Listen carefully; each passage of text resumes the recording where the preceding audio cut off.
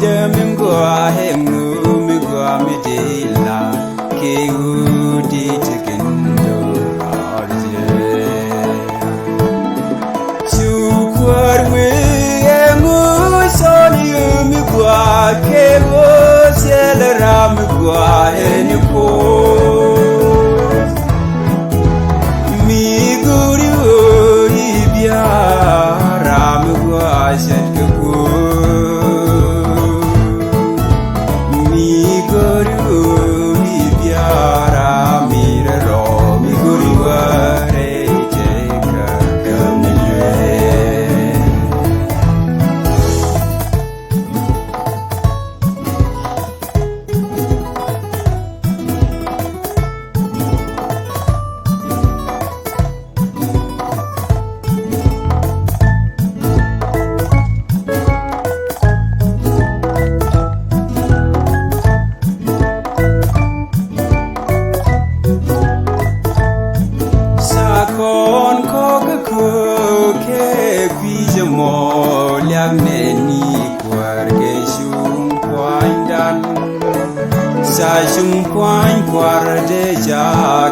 Shumbira gurna ware teka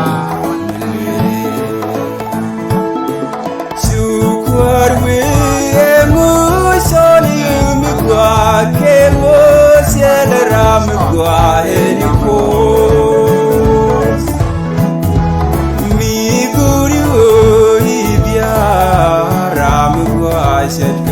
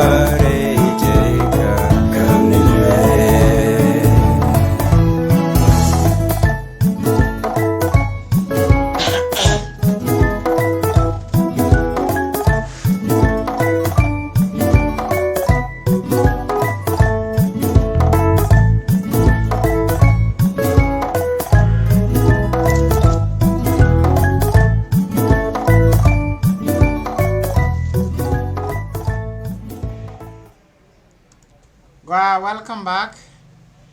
Chiloy the test ke yene itim kon yikwari le jako bana saga mele nankel. Ana lekta gwandan kwari yene kon ko cha kon yo prinin dambakel. Kata me kon chup ka chang long ade men ga. Ngay yene go chang me jen chang do la pala. Min chi gwanano go kon mala lueg ngwan di ri lueg ni kos dangwan. Ngay yene go telera mi chi lueg kos lus me bore ite ka madora. La lus go ani jena long renas karo duere renas karo luzokos ka lus ko ze go batin dial ye lueg nas ba ke los re katin che lueg ne nas chang me kwala chal ge chang ba ke la wala me ajen chang che lueg ne nas ba tit re ri ni dial man tigre wode ajen chang la pal ke koran ke fal ke jak ajen chang dan na ka gizra re doar ke kwide chang mugwa ko ci gwanana la ratela la dien me balat sin enen balat sin e o bana kwen roi neke bana kwen su kwarakos bana la tam ben ge kume kos ejeno ka kwijo ma sele mo dien me ko la ni jetame jeno bana la gwanan ta sloi ko yo kon chop chang me ko nin kenyen ke wo bitek kene wo biteznien kenyen ke mi chakon pos ke tik wale chana kerne kamal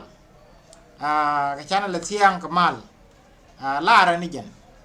men ngode teka ajen go dolat ka kwikos do bielat mida ko zila watim keje gwandan chere ala ka go barwai ni ka baga kwen baka lanas ka kwi ma bana rayo palpin ka liang rwai ni ke rai gwandan la ro go liang rwai no ngakan liang rwai no ngakan ka rwai de la de misel rame ci ko zeja ko zejen bran jago bana bala rwai ni ke ko baga baling rwai ni te lat ke ka kan su kwara kos alo ka mazio choka jandare widangwan te banda dare to go rabakwe me ja kwaran sich ka mazio choka jandare widangwan ko la bazin di odien jawe men ti yasha nyurwi pam olive chuji kwara ben ka jakaro ka chuge wai lere jako be mema tuoga nei ka bi news bena dwangu kene gudwa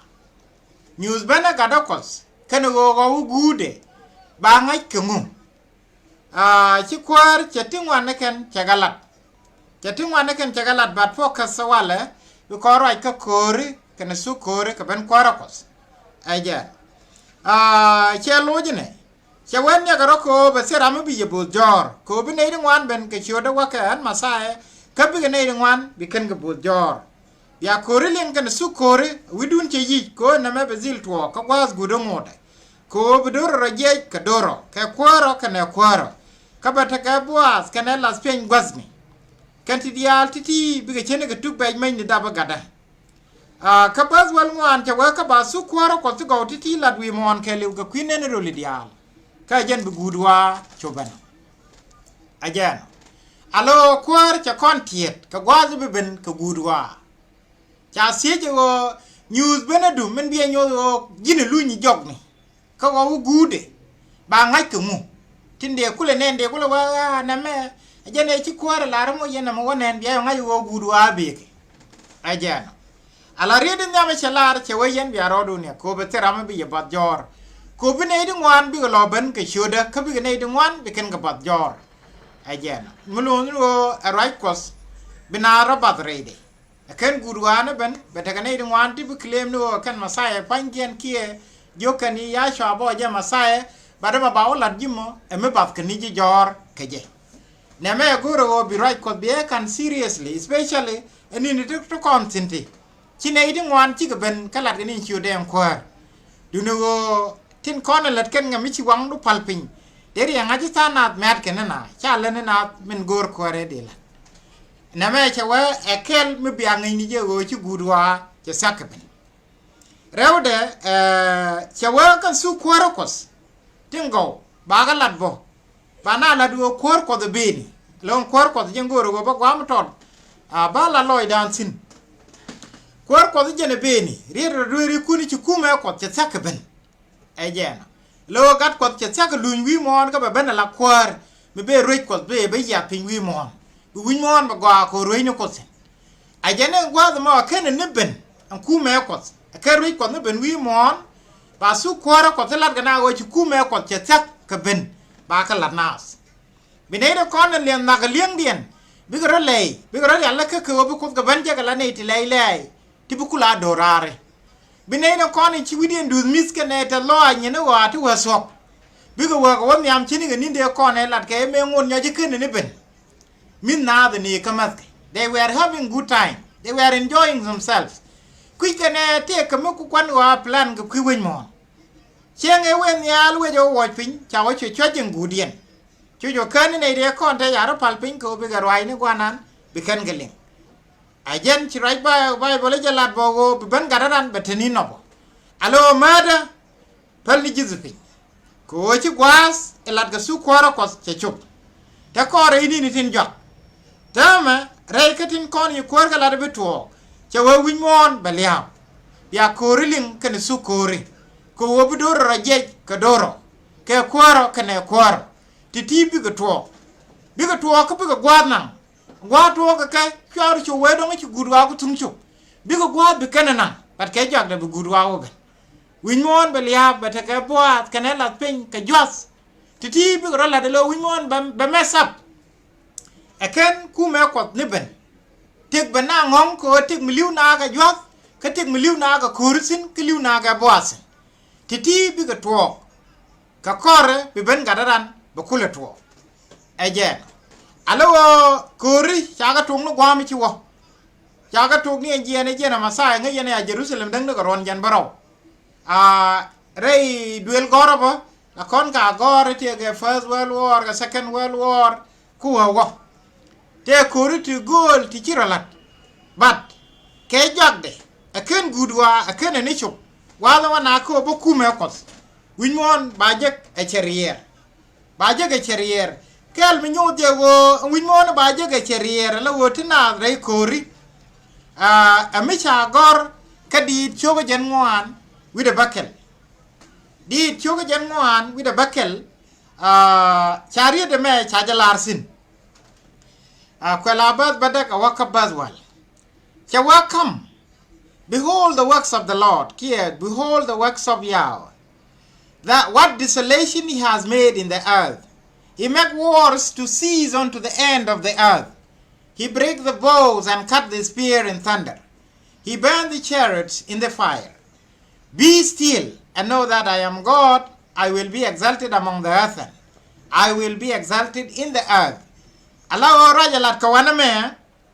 Kudlare ne nadwo bianana lete larati ana ba ke ko bo kuru ba ban kapchong ping ni wadia kuru ba ka kapchong ping ni wadia ba nyin kur dial ba ga wang ba bar kur dial ba ga dup alo winmon ba na jo pal roping ngaji je la kudo an cha ben karwa janas alo re kwena na me nyu de no kon go an dup ka kur cha ba chong bia ban kap kot chong akot bina ban jogo pala roping mekene beni jen koru ba wa merep kanaro tema right kon ngai kon Sudan kia ka Khartoum koru medit mekan matwo jen sin wat kon dial kan tin tong me gor kan lo ka kon ni an wana me cha yode ka bo adole lokos tin ta winimi bo ka joka temi je din tama ka kon betedi ko changong ke chenangong ga rode ka gwe ge je tele mi nyo je wo be chong cha kam opinion wo me ji tuo medan wije me especially me te ne ka makal ka 2013 chuna wore kale yana jo tai ne re kale ko kume te ga me lede chuna dialo do liken ngai no yo ba na jo ha to ko kwa bara me ne me nin wa me re baro me ne me ya wa me so ka ni te tere sungni wo te ram da wa me no no kwak yo te kwak yo te mu alo wona live ko ti diale ti wich bi song na ken ram te mier choro ma la ra ngwa de da ne ngode te dup tu gong te ka sin la je na ka makal ka wini rolan ko ngwa zamo ken lawlessness ken ron rep ngode los ke mot keram ro ni moy ka maje la go je lang kuma ka ngwagdam ajan so ngwa zamo chu sana chwa gai ngai ke no dong ba ko na wala dong be yuan kairar bana jo ka ba chong ke bu mutedi ama wala nei dia le nga ka makal del do ma dara na jeng ni go dere yen kwel jero ka makal we do lan te ka ji kain dar ke ka nasarin sele we me de wo karan ko me chi nei dia ro ko ben mo ke me chi ram ko yong na ka yong de nem poire ka makal na ne na re de dema ajen ta to ka Khartoum ta to Khartoum ta ngode la nyei no kume karwade lakin en kurmu we go mere brode kamotini la ram moy kamaj ram criminal lo wen mete wide ga nyene ti jek la share ken ram biye je go achi roli cha ko doctor ram biye la kap chang mun ba ma go lo de ma bakula atama ba looting kie to ludwe le ken na mai na ba yo tok yenda ma cha gwa ma to cha ko tung tok kan Sudan bat ken ideal na ngai we ji betedi ka wodi di an kur chana nukwel chenga na wa kwel wala baba we chi matare chele podon bo pod kana ka Khartoum be bakulo lo chana do wiche ku daga puch ko ndema all diplomats kan wich ambassador real kan wich ne dia rot ne yakel you and dia wich mu wich wa the wo ma ju kap wa kap chonga ko matare wala bine di wan fot fanja lab ni tin karan ma meling no wal biga ringa lo wara na ga misir karam wonne rol do den no ko sodi atama tel kwel me wona wo chop kader jami chien na mo mani jira ma taka katuma biya ngai wo che jek things chiga bulo kata eta kenwan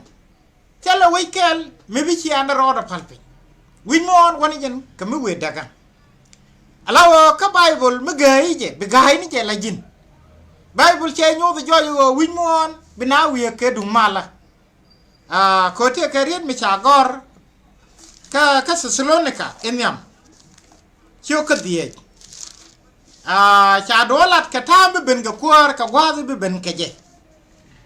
cha la ri ala roy ka chang ben na kwar alo ma roy kono ti dia la ka do wi monde wo ko gune ko bo gat ko wi mon wo gune ko wo gude sana bi kan ko la gaay da ngay rol bo ni be lor la pal chero ba kap chong jik lat ka gana wa mi rep ko na rodien en lat kon wo ku en wude ni am kwar Uganda me chi la ren tele wunu de go ra bara kor wi jime cha lat ka ngot tama jar ngot cha le nyok loy ka parliament ko ga ye ji wi mon en te wi mon te dien o jo ga je raj cha ka lingo be di la ri chi wude kor katna ga rai loy nye na ga parliament ba nyo gwe ajeno wi mon chi gude che chop mada ganu wajin wudu be wom bichar ko tem gor point du kene wo gude biga balance min dini jene wo diri wara ichin kwarakos diri wate ka medora kan wodo dai te ka medora chebe tuok makin ro yalla ka forit chawen jongi ya ite ka dorare chebe ni biawane point du kon te ka ngeji wo te medora be ka bidwo bana diri jengni je biya kon ngaj den mukulo wa jal ka do bana ni bana nang te ka medora je mukulo wa dorare chume mad ni rodo re nyon ti hoping that be wo gwa ga ji chebo gwa so ka Thessalonica Nhiam chugo die basically a waka bazne Diɛn cha wata mada mar sele magor ne en go de gwar ye ka kwigwa zakana pegruna ko nga yen pan kuna gwa no bi cham kot ben pan chit ke chwer ka war tele mi de gwar ye ka kwigwa zakana ron mi ben ka korko chen mi ben ga gudwa te magor go de gwar ye yen pan kun nga yen kwar chelat ana nga yen kwar chelat cha wata ra nga chen mo ke sagam a chen na ga de ke jag nal kwikene nga jen gwandan garwada nga yokot karwade e kot jen bi masai wuli jogo ko an chen mo mu we wecho tin ci kwar gala de brodien kulala kenti di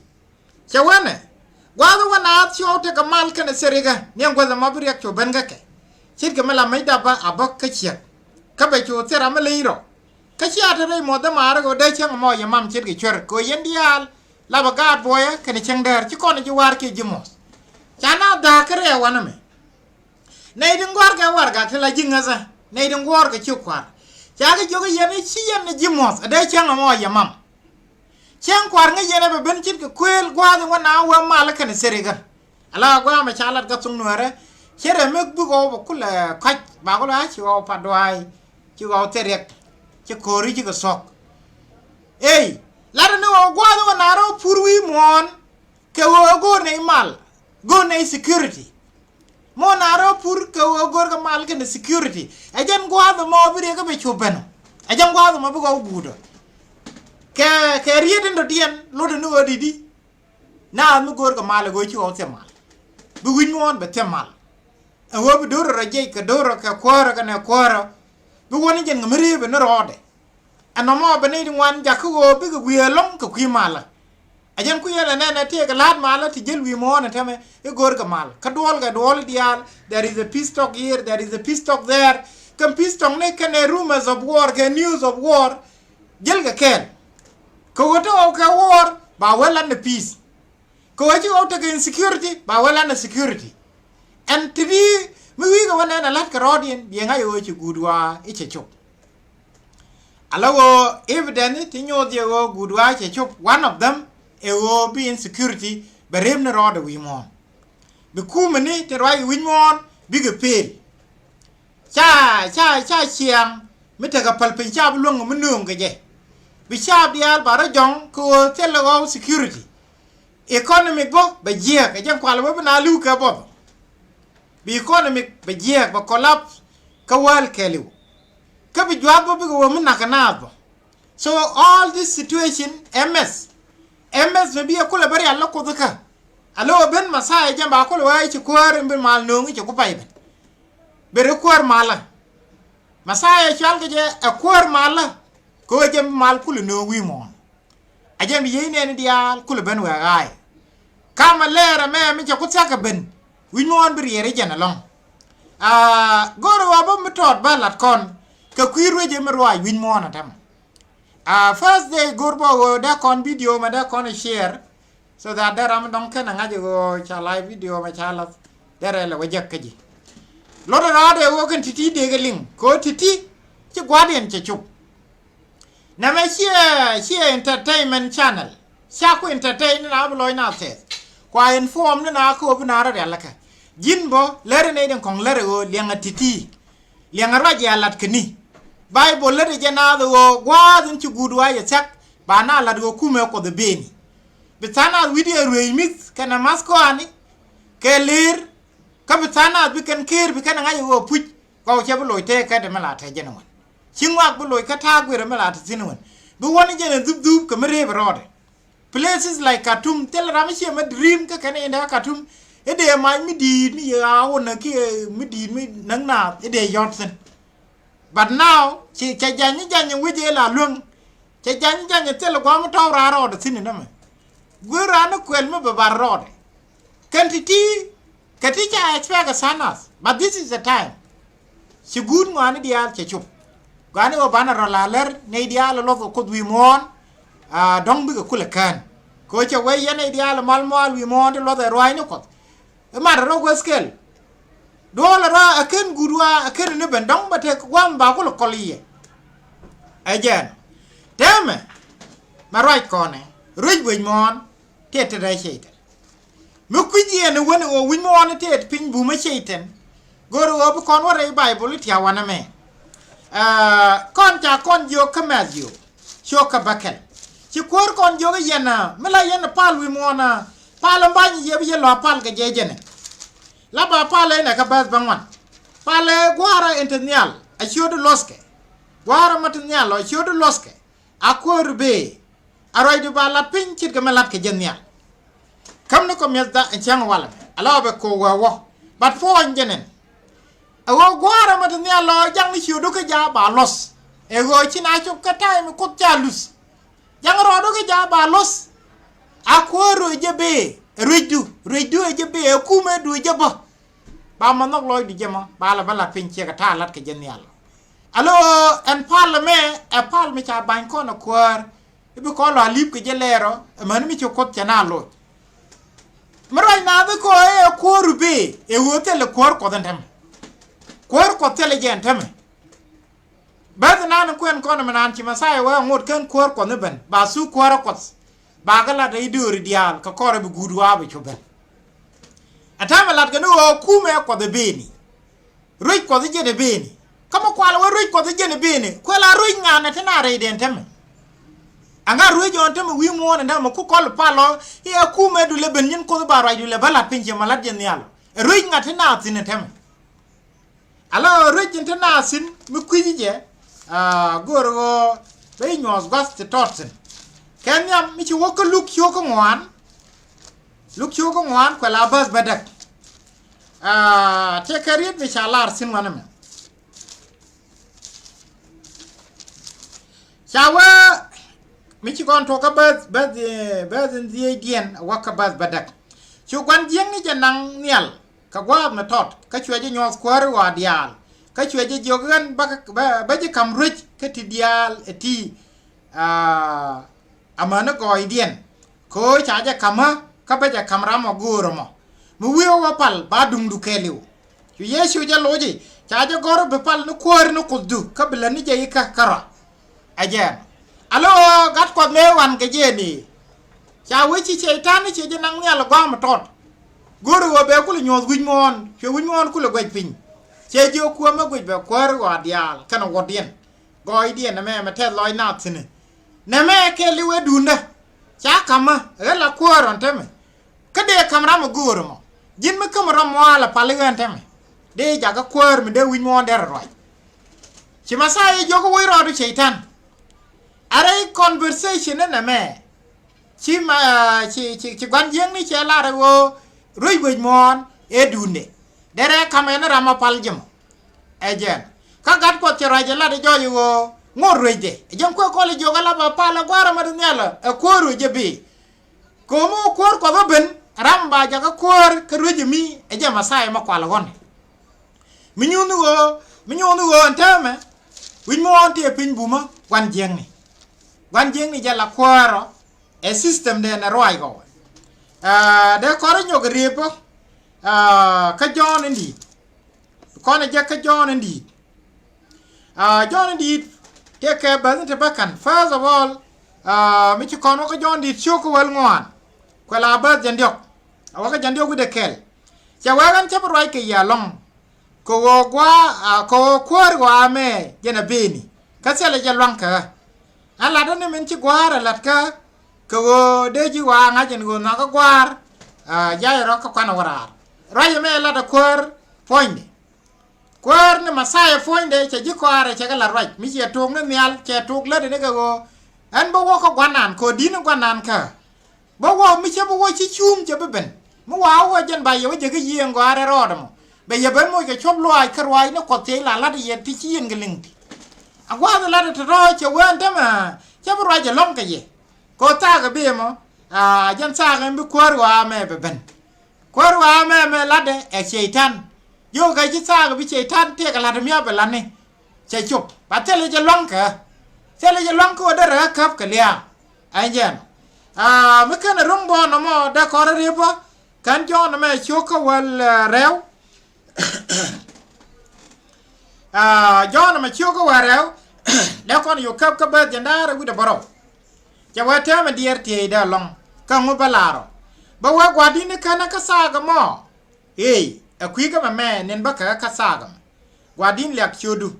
ka chu jo ben nyal we che je lek ka ba nyok ka me lek ga jabo chu nei ti ngwan ti te chu ngan wan mo je ling ka chu go we e marnel ka chu sang na we e ja ko nyal ti rai ka jamo ka chu ya sha ka lo ji jo me be ka kui go ye dun che ba ka kui da entame e lu ka kui wa me ka ta ma ba ko wa me ba je tokra kagan mo wa kam nyal wi mon ba nei dia ba gnung roda chama mo lar ko golo de nelia embliu ke je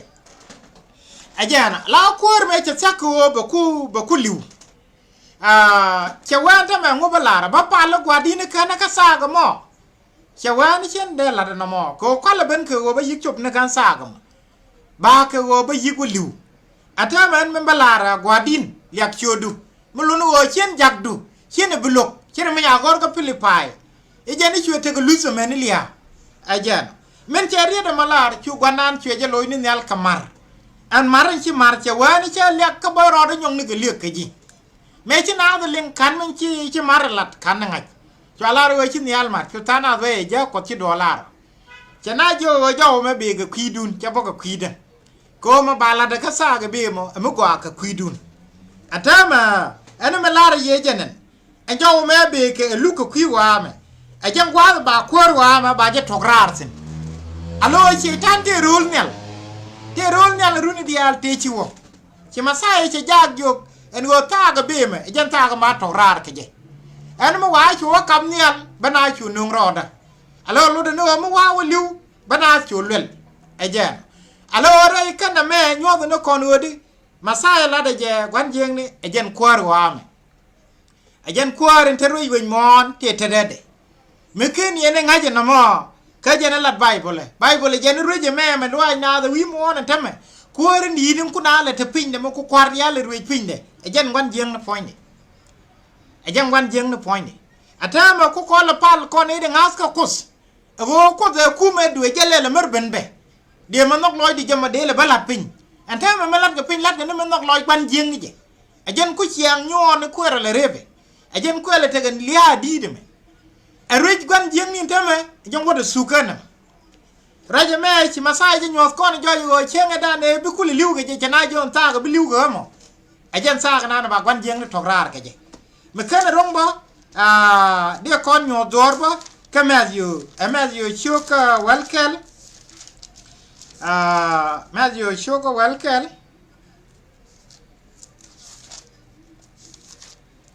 ba cho kabas ni me cha to kabas en welkelen cha we puja lar ye dai ne ni diale ada man tel ram chi joy mi dini jen ka jona la lek karam ku ni jen kane diare chen kwara nyal dini jen ne ga nin jona la lek man ta me chi chen kwara nyal che chu ke ga ka chi ji ga ge kap ka bom ko roi ni go ngi dial ke no ngut chi ga roi ka ku kwara man ben jon kaman na ga je aje ni li jen wa ben ram te ji je kweling aje alo ka gwa de dan me cha jon yen ka sijin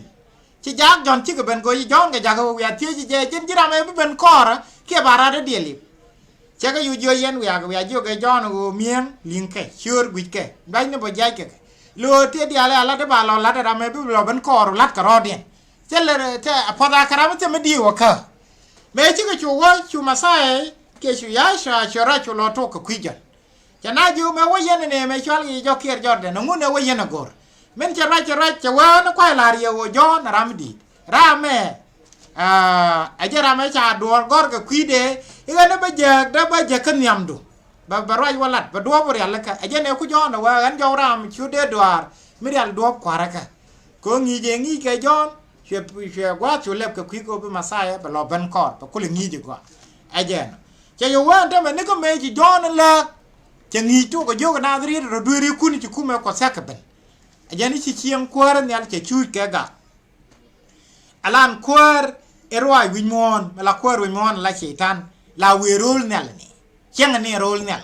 ka ba ben winmon cher me agor ke yop re chu gwan jeng ne ben ke la gat ko cha jo ki won e cha wel winmon ro wel bat che luñ joko tam cha jo ke ni jang ni yo bo je winmon alo ma ta kon winmon gwan jeng ni cha yor pe ni ga nin jona la lek e jang wa de da ne to ga ro da sin ka gwa de wa ma sai wa je pwat ya e jang gwa de da ne wa yor pin sin a je nan ko la wa sa ga be ma jan sa ga ba gwan jeng ni ke ba ko wa ma ba je to rar sin ma ka na rong da ko re bo ka news show ka warel mi je ko na to ka bas en baraw dien wa ka bas warel cha dor lat ka kwi gwan jeng ni ka na yuru de pin rol nyal Katan biro la dwi mon kana tan chi do rol nyal again cha ta ni jun Michael Nhiam de yi nyoka di man manaka let us share this video Canadian kokien tindela walieng sharing go ani jen ko bine kon bi ga te lieng jen ai cha la de lieng ra jeno ngakan ban makana nyoka ke chicken bilieng win mon ajen gude na wana sine kan kamalera ken ko kan ni leksine gwa ka kono go banara lalar jin point bo bi chiandu bi char o men kwara ko be je gala ramte didi ka bine de ko kien bo kin lamman ku kana wat ku bi kan te ngai bo kel ke ji brama choice de be mek ko je wa ben mal banu no ngi chude ma ba chol brama chol mo ngala de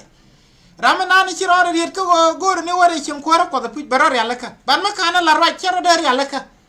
cha we de ngazi didi ma ka raji kana lat kan ngas be ga mi chaling ajen ko ra la lat ko bine de ko na ngas ka jen ti chikut ka lat ka kan baskin bi rar yalla ka dame ka news shoka warel bazen barawdien cha we juñ Michael Nhiam chu kor tuok nyal chu Michael kana jaga nyenga nyang yere ndi men chu kor ter kana jaga nyang yere ndi kana jaga ka dunu chwa nyang pot ka chwe chu sel gwas ka kwidi rol nyal chwa nyang ndi yor pin mala sole wal en chal ka gwan jeng ni ke chetan ajen gwa yor ke chetan pin tinam mi chi wa ke lumet chwa je yor pin kana jaga kel ka chwa jo mi di ling nyal we tema chi kan kana bom ka kwar ko dan ka long masaye de che chop ko chara man goin da mana kon yor pin men goin ga chen kana war nyam ko dan ka chu ga jetiam ka riam radel kana right nene dia tiam ri da me chu ga jetiam ka riam radel ajen gwa da lan masaje en mu wa ka sa ga mo ba gwan jeng to gra lia masaye je la pa riam de gwa de yat ka bol ka mut je la pa riam de me bi lo ko da ne der ko wonga yene ci jona la dana je ne me je radel ko embe dur go adial wo ajen atam ngana me cha we ci ne ter ka korul ne li ci ga tem ka riam radel kana right ne dien ko ci ga tek dien nok a ci ga liw ka ta ko re ku kana la ter aloy du ku te lo nyal kana yentin cengre kare ga ka pin kana bar ko ci gwan jeng ni ja ben pin ka ye ka wang loj mi di ko nge je ci gwa de chak ajen alari ti chala dwana meti chanyo kono wo kwan jeng ni te rul nyal no wal ka kwan jeng ni che jak tungwan che ga medla che ga nang kwide chi jak tin rul nyal chara da chi ga chongo bundaro bona chunkel ka Micah ka bona chunkel ka jen kwan jeng me chi kor che chotwo an kor toge ni ka nin jonanga ni ka nin jonala leg me ta masai wi mon te chieng nal te lok ga kwan jeng ni ko ajene kum mi dia lat kamo man la jona do jogo rir do ri kun yu kum ko te yatako ka roi wi mon e dunda en tim yen we cha masai jogo di nin we kwar wa me kan wodi en e duna cha kama ata me jon la de wodi la de no e ro ya be ni ba ra men la roi wi mon ba wo so na mo lu ko loy kwan jeng ni jen kwa we chu ka mi di yo to rul nal teme chi masai kon min jogo ta ga be mo ajan saga na ne biluka ka jan saga ba korwa ba yo tugrol ne alo kwan jeng ni cha yor pin ni ka ron e da ne na ka masai ni ka 30 AD e wo ka masai nyur te de chwe kos kwan jeng te wi mon kwan jeng te wi mon cha wo lo dun ku te lo jirol nyal ko cha ram la nyun chi na rol nyal cha yor pin rega ka ye kan yene ni chin wi mon mane to te yero ko kwan jeng ni je ben pin ka ye ka wang loj mi di ka ngai ji je en go chi gwa de chi chak kwan jeng na ngai je ruide e ruid mi beso chi ruid mi dora ngai je ruide suge ja ko wa ngwa me ma ngai je me wo ruide ka besuge me tin be lat wi mon de ga ti je ani chi anane wo medan che ga ti yob che ka wang duel cha ho yob ja ka pe ke la we tum loj ra me ku na la kos krodien ta minen yenen ta wi mon ta kuze ne na mi yara da palfin dorun ba we yene te la de wote yen ga chong ne te la de jetse la ga chong be nyon ni je be nyon ni manu obi yen ni yen anta me la ngare ke ruj gwanda ne de la ne ko tinga ki kerwai ni titi kam pala ko de ku me du je kuben ruj du je kuben dong de wa la ben go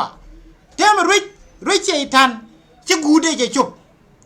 ruj cheitan ci gude je chup kware mbe mal no wi mon je ne beni bi go ana jen geji mu we yi je gala chiro la ka ramli no wa chem kwara kos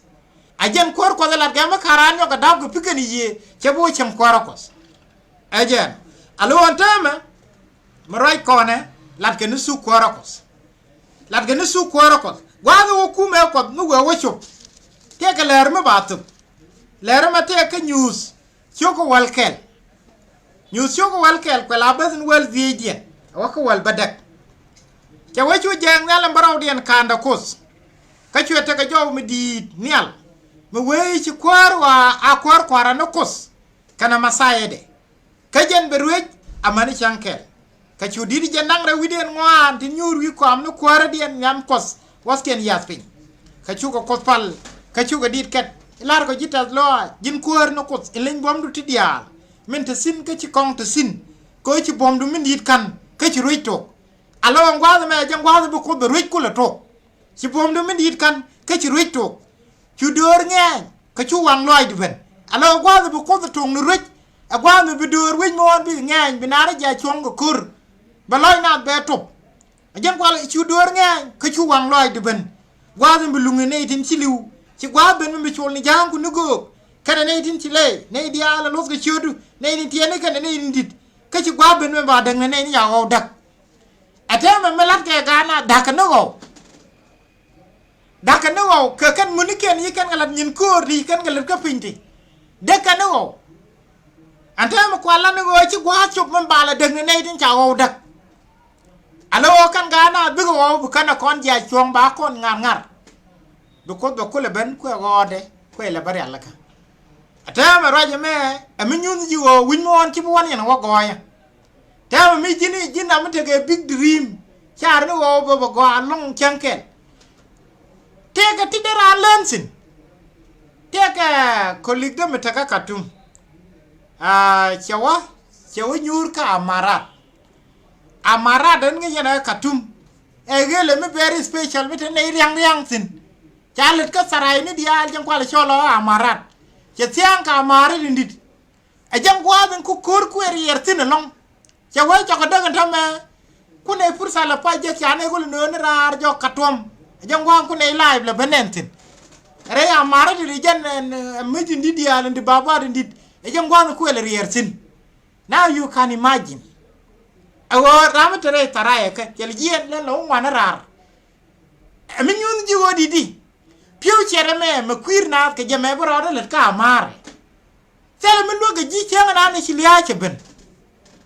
ajan kwa kon jogo chwara ngadule kati weso antame kari dial ti lat ke kenas ke gor kwak ni kwak chenga na ne chilia du che chop tem lo ke ni ji tema gu yene katu mo wa do wala benene wa na o guin kwel podo bu pot ke kenji amara pankien radian dong wo long no ko Saudi Arabia karadian dong bu lo wona ga America ai dong bu lo ngwani jen ko ke je ci benu gur ngwani dia selo gwa mi chot mi chabi ja chong wi mon baro ja chong tema wona ko wo ne dia lon kon tin ngai ke rwai no kos bi ro ya la ka lor ga dokos gat ko tela na rwaji ben ni ba no raja me te ke cheng ba pala ba la re che chok chilat sung nu kor ko che chong te me chi kor ko de la pal na ka kwide me lat ka suke che chup awana ba yu tung nu rich agwa to rich en kwal we e chi kor wa chi roi we mon che pente da ko ken ran de min che me ke je ne bi ke chu rich a sel pek ajen alo rich che sak ben long rich ko rich me gwa rich mala che sak ben long mi we wa ben reje mo ba kuri dial ba ban kapchon tele dur mi bro nyogo je ke dur ndong meno wa ka Micah e Micah chu ko ngwan ya kon yo tong ne ka bazin kelien a wa ka baz in ngwan dia ke zie dia a ngome cha lat ke kiro je membe ben in relation to kori tin be jegui mon ka Micah ko jin gwa wo bible bi ngach chu dipen ko ay nga gisini jete rana dien mi bijaw leng ji jin pointu gore ten chala ray bible bigiling bukula ram pelpel mi jin am ci ngam la go ba go jene de ko jin doar ni o guru ay ben di sie be ngaj en go bitega ngaj ko bo guru ka bro ko le yalla ka gore je wo ka telat ka tigay bible biga wi sie ka tokunu chala ra puire bible no ma chala ra no ka Micah chiu ko ngwan bazin kelen awana ka bas en ngwan dien cha weruj malakos ke winmon ruj malakos ke winmon cha larane kenin dia be beni be pame cha lo ko nyal tesin be barni jan ka pam dia be barni jan ka pam dia ka be nei do ngara dolsin ka be dor tu ngwan ben ka be ka we ya wana wi pam ko nyal wana lo ko Israel dong bo kono nyos ka dobke abane jalsin ko wobu ngot ben ka Zion ka barwa jalat ka Jerusalem ka ba kam nene tu ngwan luk ba kam dor ti bombom ti nan ka ngwan lat biga seb ni kientes ala porre biga munni kientes ala charchari ba sel dor mi nyen ka dor ndong ka biga kor chu kwit brama chu nyuna tar jaz ngob ka sel me biga jakadwal ko la da ko nela la ruiwa ko nela royo chero de chelat kena la re antame che woni ke nin dia be beni nin ne to mo wona wo chupsin pame cha lo ko nel tesin pam Zion bi bar ni jen ga pam dia be win mo an ke lu be gwaj pin ko nga yene en pam Zion ko la we cha ben wi pam ko nel jen Jerusalem te rul nel cha ben wi pam Zion Jerusalem te rul nel la we ko mo waje wono wi mon bar jagde e 2400 km mulundu go jen bar long la ba wi mon ngeli ba gwaj pin tele pam bi gwaj pin cha ku an gwa mo wa ban ya pin de ajan gwa bi ruj ko ba ku jien kazaya ku la wo wi mon keliw ba kam do ritu mon ba ko kulat ba ne dia ba jidien kulit cha wo ba chu tel dor mi nyen ko dor ndom bina ba kur kwit aba parweje ba wala ngani medana la na nyenyi ni la na ra pur bram ro yon nuni ke bram ro yon maide wona yet te me ci gane te kon ni me ju ku me ko ben en maj len la te ni pur ku le wo gori wo bi bel go pur ke je wona ko go win on bu gonde be ba ye ba je ka ba ka chong je no kwal we ne ko bi je ne be ni be kori di al ba ka ban kap chong wa kon ko ruin mu go mada raja me lat ke ji ko di ro de prepare lat ke ji ke wo jin char kam du yena kos ri ro du ri ku me gurgo bi haram kel re te ke me dora re reje me ci be sok reje ko ala bange reje itene me ri ro du ri ku gor do banan bi jeng ni jere ku ma kanama ko run mu wa cho bon ku ma namo mu wa cho ka waji waje gala oro me kan mejiti bai jo mu maji kurum de ko pal leni le ni pur kan e bai jo ga leni puro ke kan e la di raje meti ne ni ko ni chara dalla ka ku ben kwara ko ko te ka rieti ci kwar kala e balat ka bende ana lat ka me ba kam do ringwa la de che lat bang dueje nas ka Isaiah shoko walkel bazakel yana wakabas bangwan ango me chalat ka kui kwar in bebe kwar mala roj mala ka kwar mala che kan kwar kon nyon ti lat ga dakti che ta ku yen ne me nyin Sudan cha we be kwar jinu Sudan be ben be mal balat me chala ga bay polijin ma di wala ne totor wa nam do dieno ka jabe di ci wam nu mudi ala ra mete dore ko kwala chole jini be wala ala ko kam ne ne nyi wan me ne jin ci de poju ko ay li jog bere ni ne ka jinen teli mal doro atama gwa me kore mi bene me mal bala wi mon ajam kore lat ko roje me mada chua gai gudwa che chup chuje gai na me brodu wobel ko ndema lat ga jini nat ne ni kon biya dorare kanedi liangani je chawo kwar mala bi kartun ponja bi kwar bandor jesi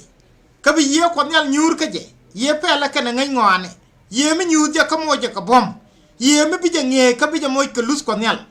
bi loje tes ka lus ko nyal kena bi lu ka min kenen ka wanke ki min kelin ka jiske dunu wo be chan lu ka chung ka be gai wa lu ka sok ka bi win mon doit ka ride ka be ji nyone nak ka ye sok de ka chung kana sok ta ga je ni chiam bi jognya pe chenkel kana rodea bi kwai toy kel kana do bo bi de ok la kel ka dei loñ ka ba ga bo agat me tot bi ok la kel kelet ka bi de ken toy kel bi loñ la ka wal chit ka yang ka ba gat me lu ngar ga deng chiaga bi gat me de te la dul wal dide ka chi ka bi te ga re ke da wi pam da meral ro bi win mon siang ka ngi ngwan ko nyal chit ka mala piu yer siang Hallelujah. Da kon wa aliak teke yawo ko raide jeni bitim ni jen ngwan wa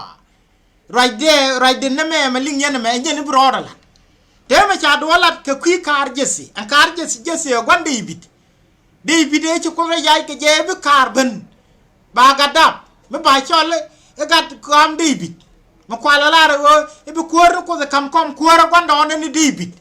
kaba sugduel je ko roy ka chung atel pek ajan we de na kwalla de bi kartun ponja bi kor bandor jesi me we roy de me we je we ya pin jen be ji nyon na ka ye sok de be ji nyon ba ga duj ke roy de na mo me we je we ya pin wi mon ba we lep ba lawo bi na bi kai ti ci kor ke ben wi mon ba we lep no pan len ni bete li mi cham li ndom ajen chi ali ngo bi jung nya pe bi ka toy ni kel Canada ya ko me cha ka ngwang no wal chi ko re la ka de la ni kan ke joy te me chi ti dial chi was mo kar je su bana bu lo ni bala ka wal ni kan yang ke bran gat mi to ne bi ngara ka na sol te le go ba lo nga ko be la wanga tindial ya me na ko na kwan jing ni wa na rul nyal forget about them win mon ba bari ala ka kwanni ajen kwal we bi win mon siang ka ngi ngwana ko nyal chine mala yir la piu la kan yir siang bi ga le ni ra ajen tam bi te win mon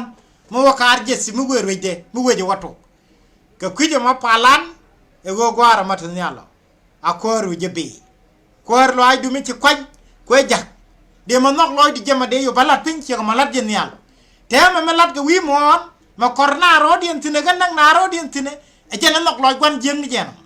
ko goro go bina yo kwaj ko for good tama kar jesi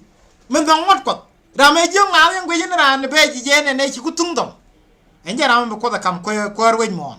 bo go kwan be le bari alaka bi win mon siang kamal be te dur mi nyen ka dur mu dom na ba kwin je we na kon nyen me dan ta ba na long go ma tot kon ku lo chin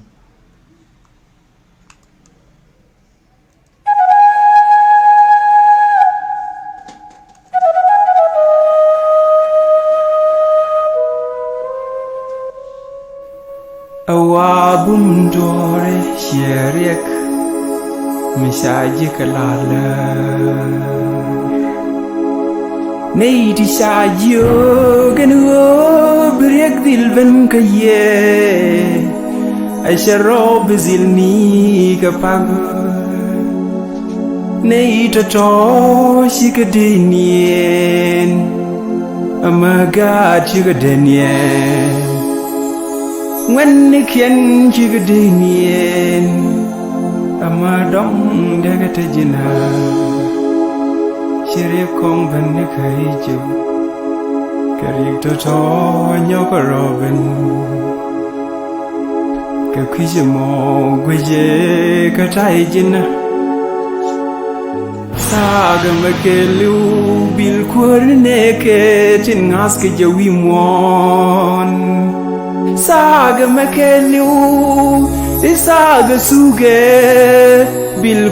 neke tin ngaske jawi mon kabile neke kusilawo ebel mushi jinne jago kakujimo gweje katrai jinna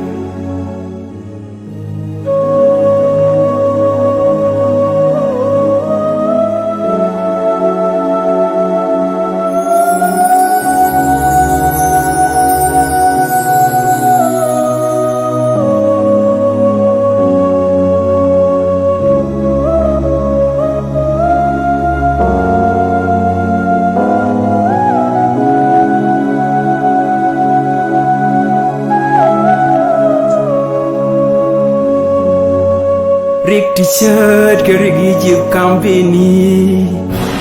riak jori mana riak riam mariak mos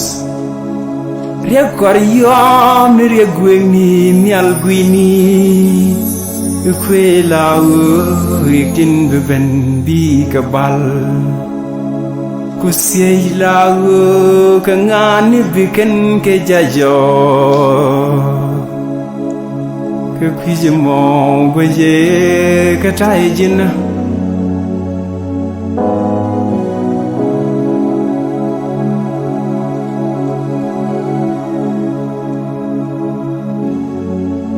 Lục batung neke jib gwal kos Kwar bajag dajak Wer Wanang naray loa kos Watoge nikaditin ta solo akos Wurgig nike Amani daray loa Wurnak wani man Wani wuni Wurnak magat Nakamabus Kusilago Kangan bija kanago Kakwijamo gwaje kataijina welcome back again alo kon wandan sel rule maladage akena na kon lalar la jam no go benad ba kon luak brama je kula walu ga lajen atama Chakola door Mu yen ngak to tawone Bianga je go chugudwa chechop Tema winmon Wani jen gamere jek den rode Kagwam yatin ba too late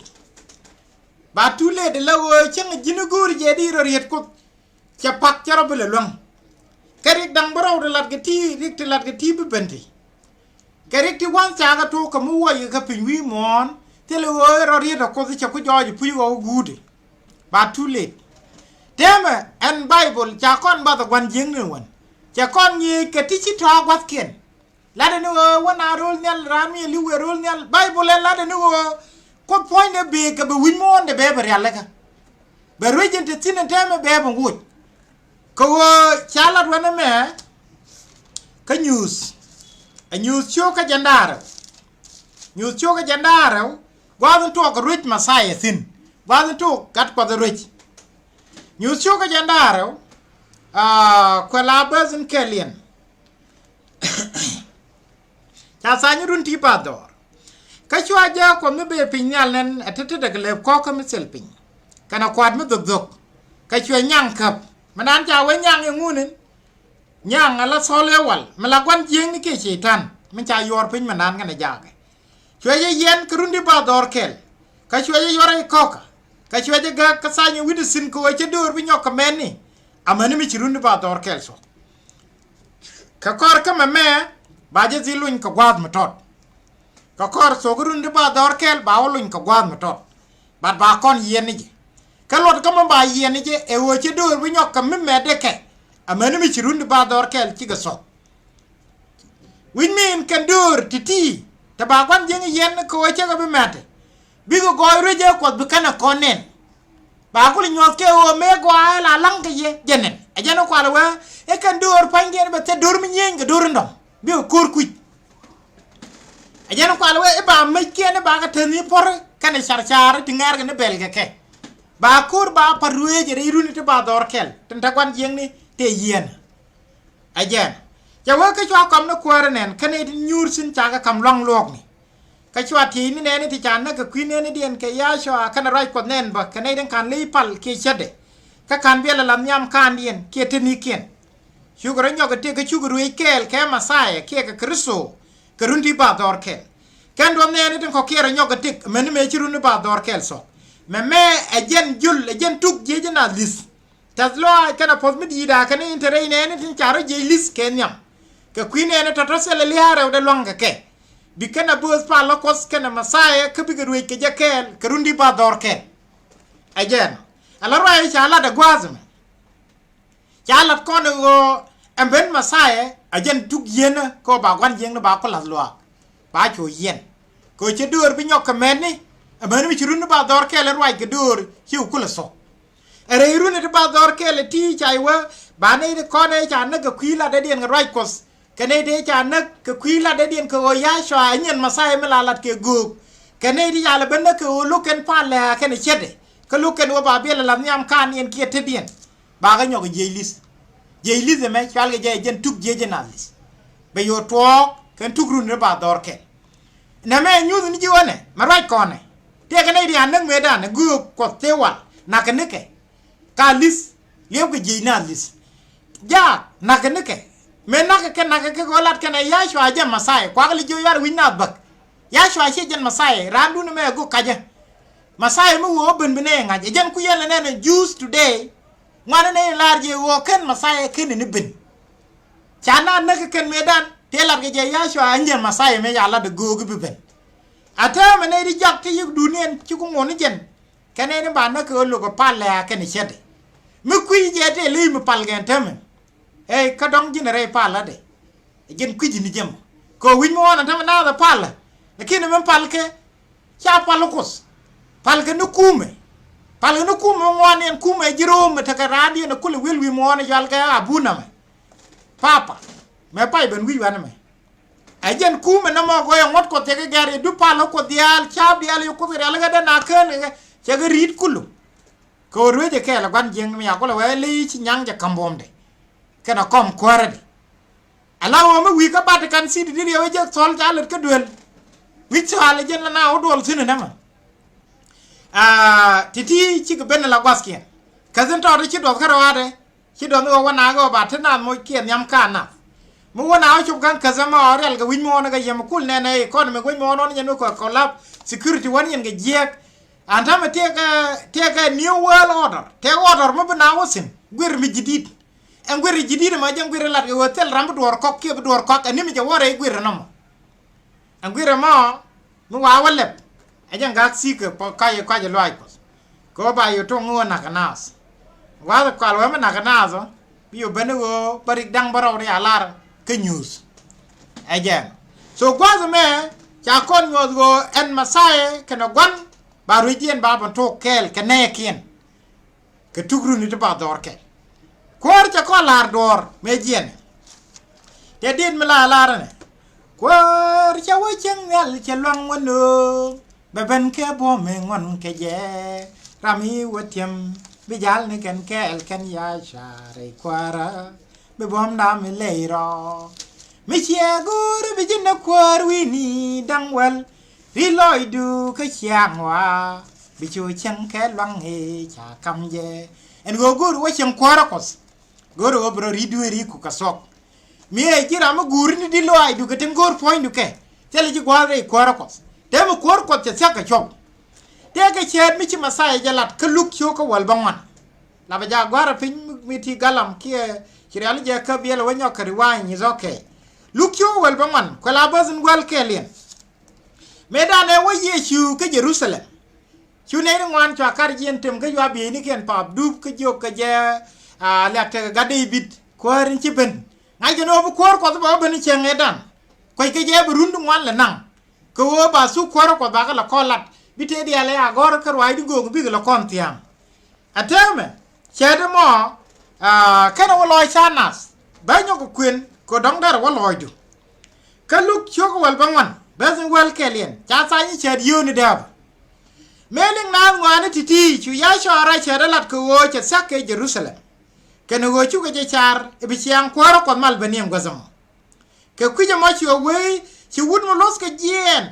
we rul manan ko go ba long kwaro ba bom kwaro wo jek ka ba lunjo yelin me char na de go yechu ma we ga jerusalem tama ba roide wo yat pinya na ba tong no ro ajo go ba wa kwar ba roide kan yere won yere tama ko ko ele nyon na de ma wa ga jerusalem che ba wa kwar tama jana jo yela da cher mi awan me che wo chu wud mo los ka jen we rul manan ko ba bom kwar ma ko ba roi na be wo je ga rul mi ka ba lunjo ka kuje mo chwelar ka dang wel chwa kwa nga dang wel chol ka chwa ka kam yu da ba dang wel chwa ka jogala de yu titi amani mi che lunjo ka dunu wo chu jiro le jenyir ka chu na je ka koro wa ka chaka je goro go budu ma kwara me che lunjo ka ja bom kwara je chwelar ke te kam yu chol ko be je ban ngaji ngu ma ja je ga le rip ke le ni yoni chura ma nyam ban nyam de chwa kwar ye da ba du che yu dang wel nu ka chwe ji jogo gwa long a jilen ma gwa ko ngaf ji ka yob ko metot bia kwar wi ni dangwal ka chura ma raw de le ne ben bo cho wa kwar ye de ba du men che yo dang vi ko kinu che ji joge bi jin roi wi ni dang vi chura ma do dien ben ka cho wa kwar ye de ba du men che ji yen nge bi che dwal ga ji ko e jira ma ta raj mi je kala kan ti ci to anyin ku la ngere ti kini pis che ji joge ba ji lung ni ka roi ni tok do pan lo kwan mi je e pucci janga jen go gara ma bay roide kanati ci trañen ka ngaara te kan pis ko la mu ken yo kala ba to yo no mo ko mi ci du njog de je reb dien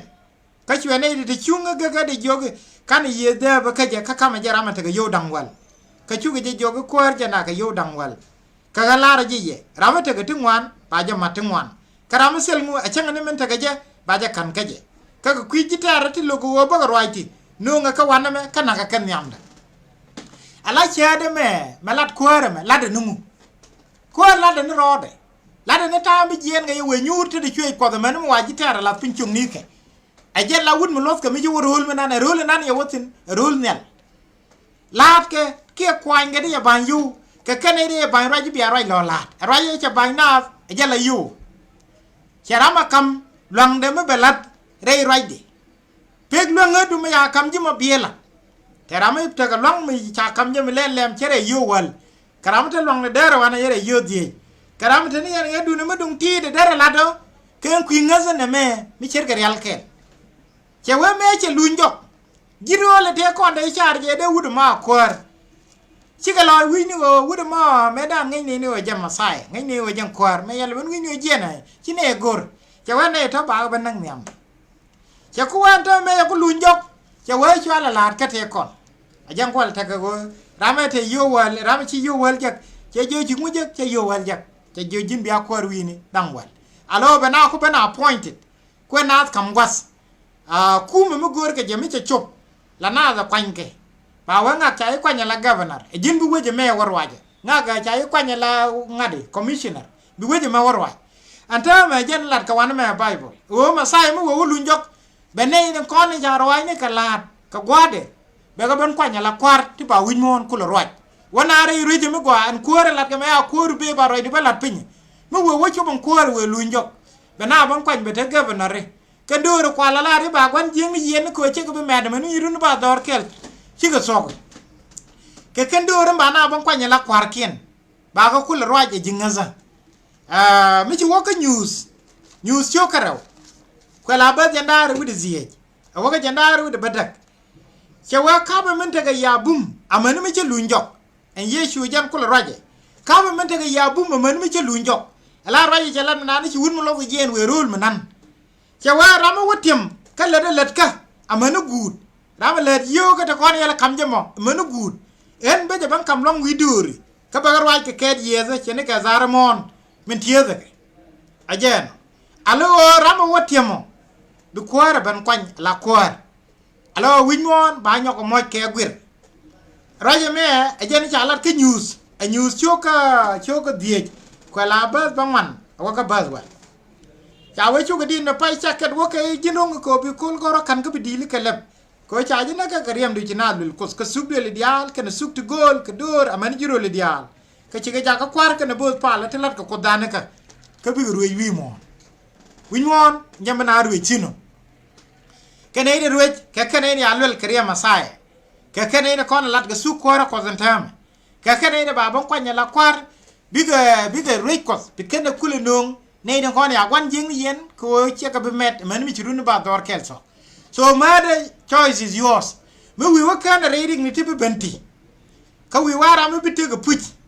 reiru ni ba dor kel ka ken su kwara ko de tikini ka gor bi wote re ne ta ba right ene kos ban mo runu ba dor kel so ko be make sure wo tele remain me bidof kan ideal den karwai de ngas ko mu runu ba dor kel sok ba gwan jengalo yena ba korin jak be ben wi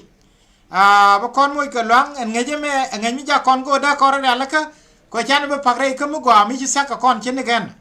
ba de shuma wo mada share this video ko da ra di nda wolien ga ba wori do randa kon ta ne da kan mo kwar masai mo wo chuk ne de yara la wonen kele de wala ra ngakam jara me da ne ngane rwanyi ti ke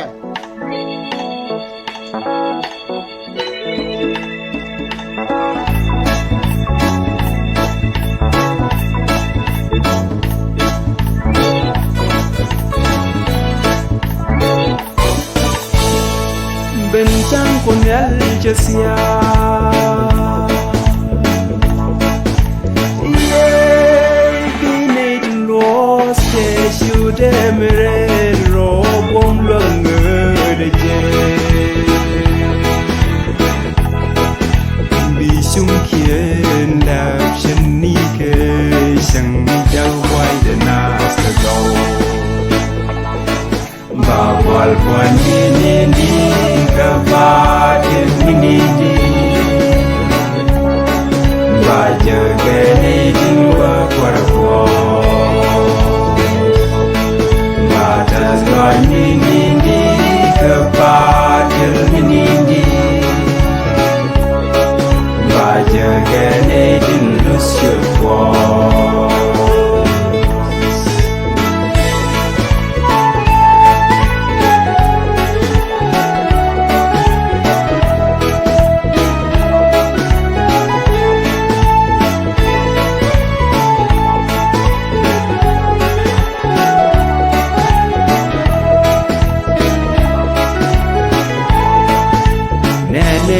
ne bi jang ben ni jang lo kon yal chesia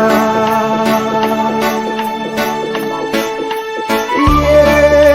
bi ne los ke shude mere lo bom lo de je bi ken lo yo shen ni ke kwal ni tu nyam ma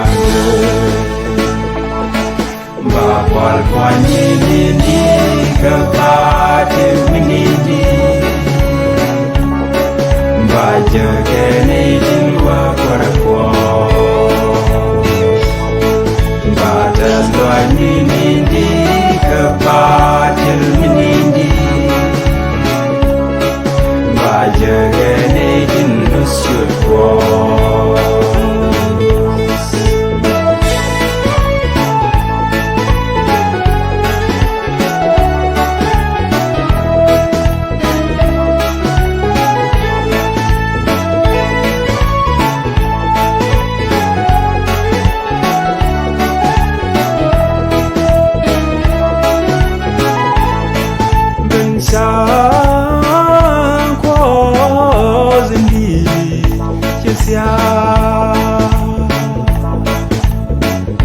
Tiene moja ngade ni Moses te se kamen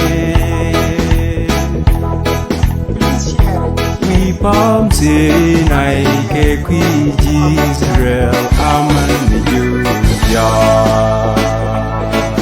Ba wal pani ni ka ba te winidi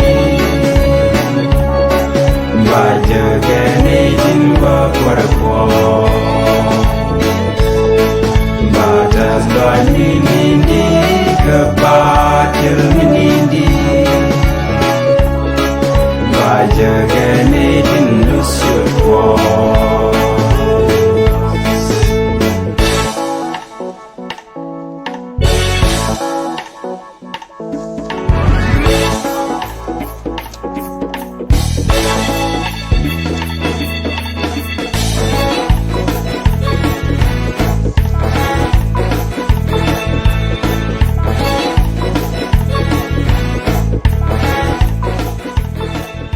Gualong allow melat kone e o kwarkos ke takaben kuma ko de chalat run dial te ci won wal e o ke jagde be ben wi mon ci gwa ndu ko ben ge wi mon ci ko ci ko bible ci ko lat go tin kon biya ngay ni je kwar ko ice ko taka chop kantin ci ko lat number of things tin one ca kon joga de ne le e ken gudwa ni chop bi ngay ngwana baro da he Jangan ngwana ko la take go raje ni wana ma kale ne la walin ro le chen ngajo ko ci ngay ngwana yara rep cha ti di ni ti tel ga ni den yal cha ga discover ci konta ka telephone ci konta ka computer ci konta ka karab ci konta ka tumwan ti gol ram yalla me da na jel na jok rok te mi jel na ga yum ni adom ni ke ci ngay ngwana ci ro rep ci go kai ni te cha lar bo ti kai ga ne kai ni bi yang wala jen rondu na ci ga ben ci korite chala de go winmon be temal ci chup tem winmon tele me gwa matasen me we modela bere ji nang ni ji ko be yibas ko ci be kul ker winmon e jam gude na bram ke la ro tele gud gunu wa jin mi ci liwu jala gud wa kay ji roje me roj mi chalat ka bible wala go mo gud wa wo tek bina da roje go e me dane la wa bi masailu nyok ya ni ma temene ne Salat ke Peter rewde ko la ciu ka dok chawa eda mari raje me de nyong ni widun ke je nyal en wo min bianga yo kenin ni jak bi jibo rabe ne ti gor ke di lo ayen ke tin gor pankin ke bi ko wa raje salat ke kuiben yesu janika ni me ci kwanda on ko liwu ngoti dial ni ka ta te ke me to ko ka chak Chawa ngay kene chu ko so ko me logan go medan kraikos chwan nyal chak ka chu pin parare pini ka chwa ja da ka pi ka pi chwa gwa de dan chwa ja lon pinya ka chwa ja dak ka ja riet ko za kala cha nyal ga na pin de sine te mo ku ngolo ko ba ga dak mai ba ga dak cha ga taw ka chang lok indi kene dak ne ni tin selus ka kos ko zan tame cha luzi cha pal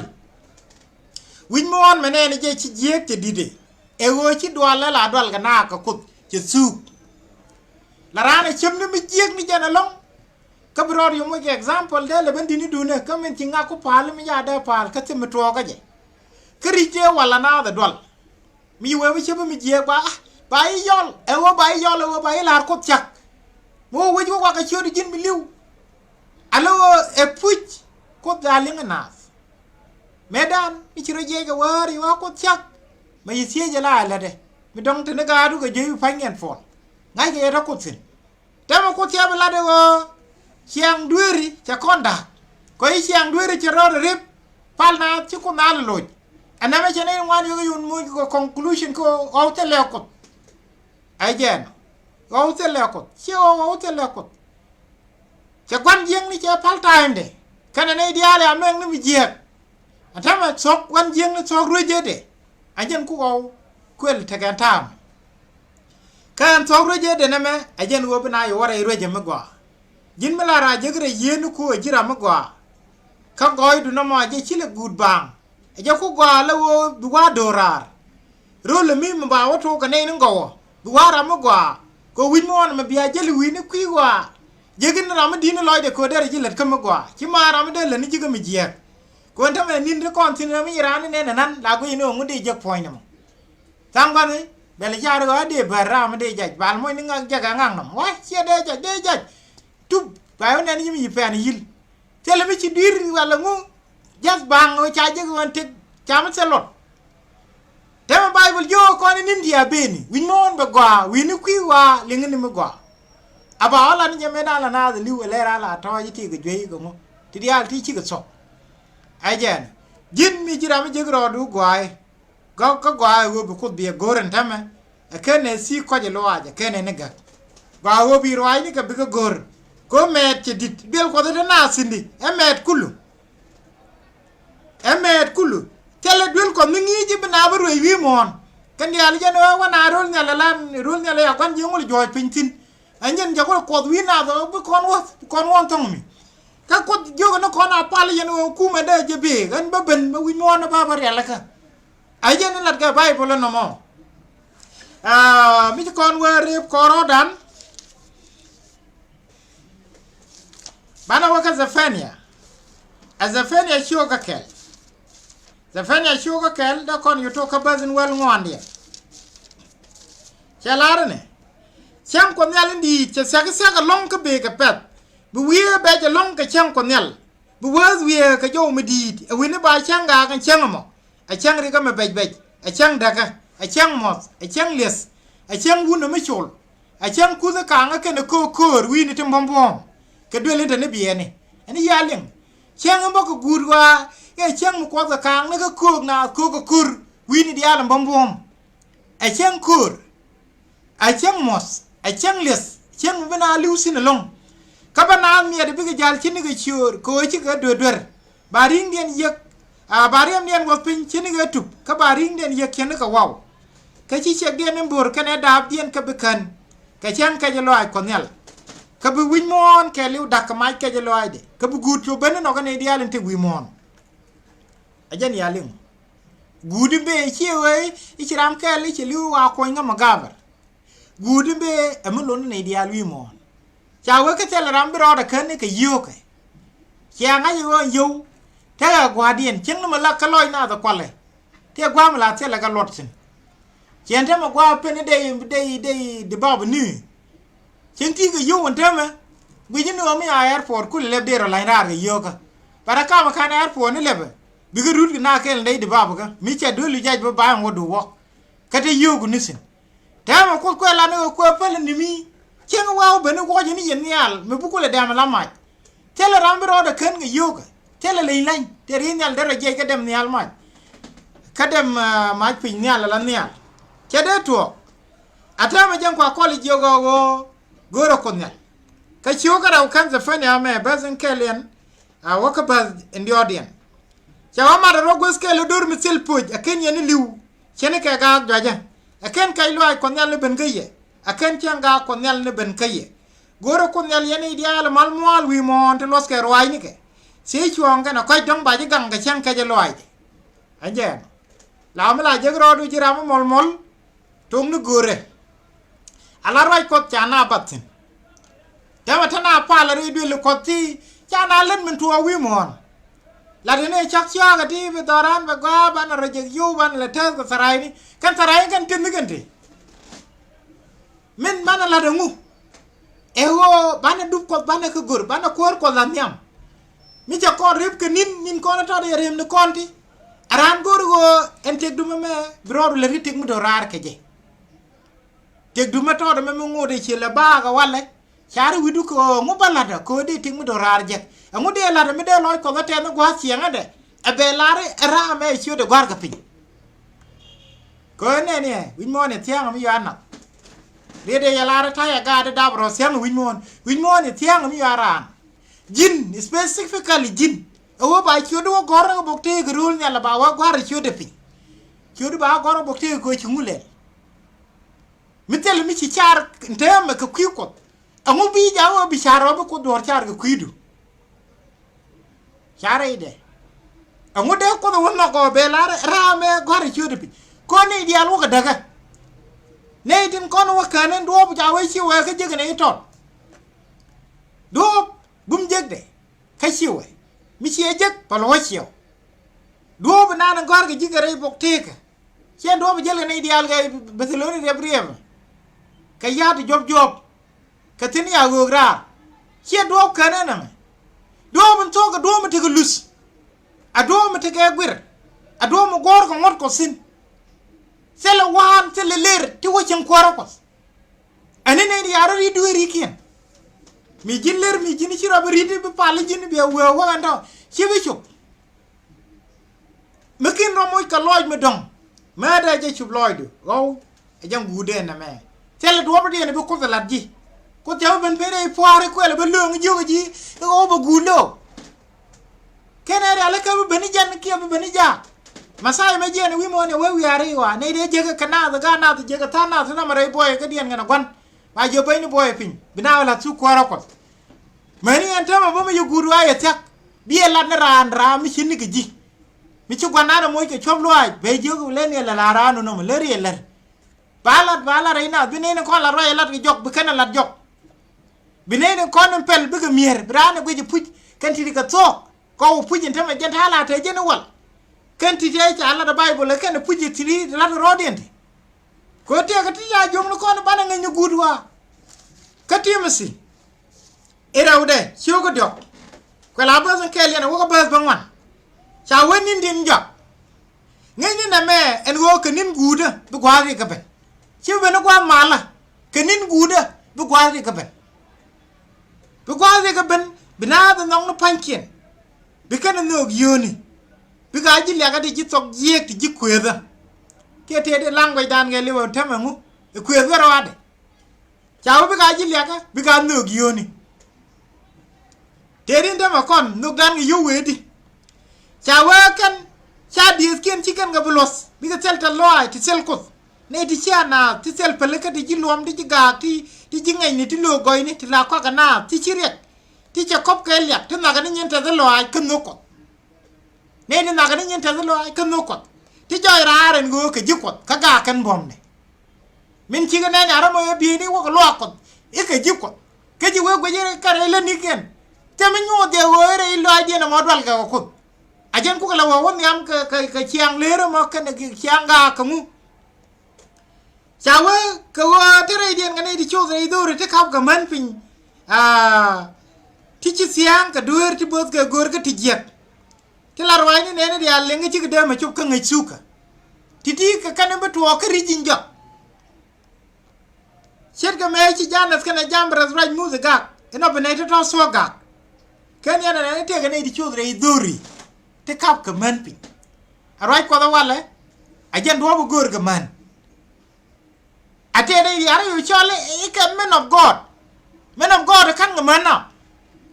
je ko Allah wana me ite ga ti chon re dori na wa man kap kapin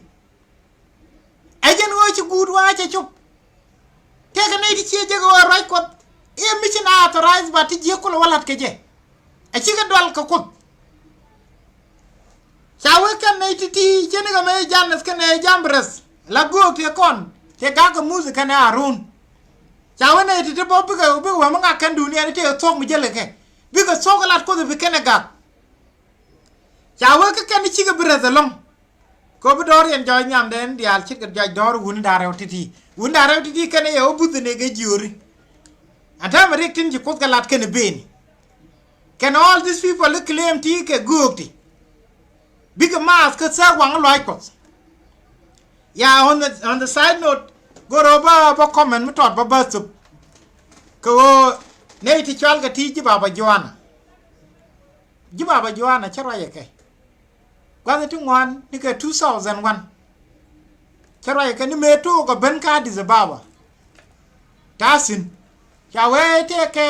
ke gog mi chi pai ben te ka ti lade chawe te yuri akwal dor medicin bana wal haram ci yu kwal kina wasin mene me dung form no ben mi ci woka baba juana bi form no bi je wara at some point ci right ke jiken ci wud mi ci ala lukor ya ben je ci wudi ye mut charo mo ke ting mi dit chiram kel men tiang ni e jin chiram kel go gok te wal ala kwala ko wide ngade chiram kel go gok te wal ko kan te ngam la ro didi mi chiram chi ti go lat medan tai ba nyoka da bile la go reincarnation mi chi ti jeng la dong bilo ben la go ki bilo ben la nyao aja ngam te ke no cha ti jo ke en go ro ba nga jwa baba jwana ngajen agat jak chiniwe ran Zimbabwe eke 1914 jangwa de dap ka garamesin meche de liu che chamon cho war wi kok chawa joji go ichi ye gada ko chawa kaje tama ye Elija e chala be ben mechi ben la John ajen chi ben kaje so mi yugo te okay hello John jen ba je chi John jen Yesu point ajen Yesu point chi beno kan kwala chola baba John ajen John bo okay John ka jen Jesus okay ka Jesus me chala de lunjo chawe lunjo joga chala de ben chi kwel tama charo de kwel me che ben ga Zimbabwe tama na ku nang right ko wi mon kelo chesi okay ka ben na mi dire cha kula de bineti chi liu bara jelis mi che ko ben chi ko jelis kula ne ka jelis ala jelis jen jelis no jin mi shara mi chi go bai la wonyo ka dap winimi jen emme e go kaje mo gwan kaje long ala millet keke che ye masai e ye meda mi chi gwan jeng ni je le use ko banat met keje masaya kene ne ben wada we ben tin ka wi chone ti kwa bara taw tin chiran ngai ni je emet kul win mon we daga en ben masaya melat ke jogo ne che jene be tuong ni jene na chana ngi ka rai ko de me wa wi du mudi jen bilo ben la ngade no ke wi india me le ne ke cha se ko anachal ke hinduism ni je bowo mi chiran ramagwa ba wonyo ko dab che jo ba kwel hada go agoro ba tok de bangaj ngad yana te ram chi yem jok mi chi ko la da go yana medan e kon tin runu te kon medan e chwa ba liwen te me ren cha ko pai da ban te te ran che jo la de go ko dor che me gor gudu aba le gudu aba ko lo prove e kaj goro mi te gram la je pujin te me ren medan e kon tin runu te kon che wa e mi cha gadab dora bai wa jang gondong cha daw jo kana ma tane tinu won alo ran dorun mi cheda bo gadna dol dong ma ba ko choli jidu jende ko e jidu ni dia jang gondong ena me chelu ni won gondong point exactly chi beni jen jase wo kana ti gor ken wo ba gondong ni le tim bigu wa ken gadma ba ko choli gondong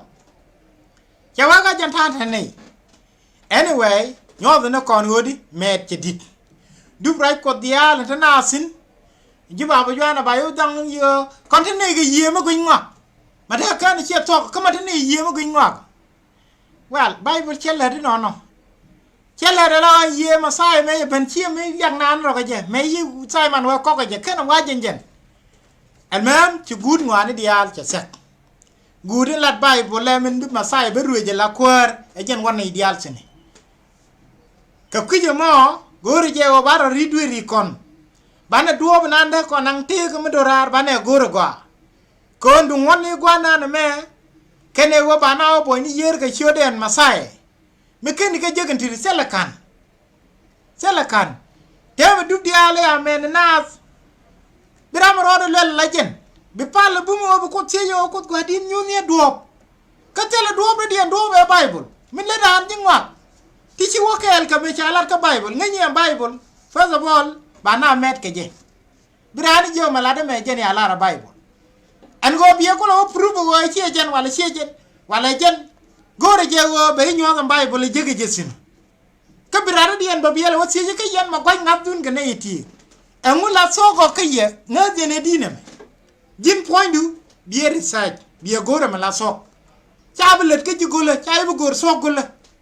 sana tara me ga interest de ya ci interest je ba dodo nganamo jin mu gor ni tek ma dorar chabu gor gole bi du nu gor jin ajam bible e kwer nga juzu na melad me ju masaya ka gor yar wayni ko ngo yenere dien ที่ยังting dorar sin yes rai bible ajan lat kana duop te ko dorar sin ci gun ngani dia ci chup gan go budan bu gong ban rwai no ko ban ke study ko cha kon bi met do bi jal ke ji pa do mi ci confirm go ci nga ji go jang wa de na ba kon moy ka lang ma tot dong de chu ban wa nya ban na me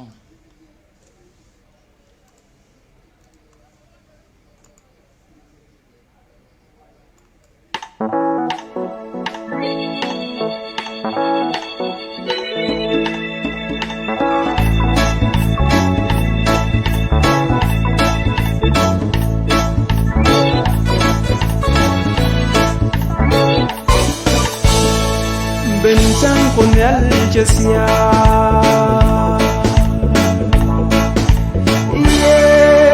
Binit los que shudemre robom de je Bisum kien la cheni ke sang giao quay de nas the go Ba bol quan ni Kavaje minidi Baja gane jinwa kwarako Bata zwan minidi Kavaje minidi Baja gane jinwa surko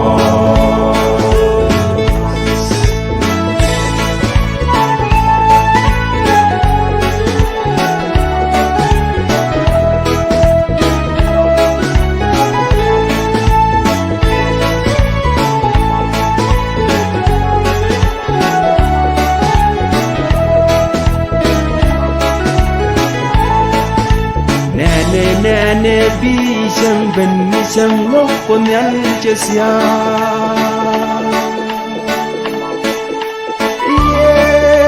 Binit los ke shudemre robom de je Biken royo sheni ke palmitu namade Bapal pani ni kavaje minidi Baja kene jinwa kwarako Batas doan minidi kavaje minidi Baja kene jinwa surko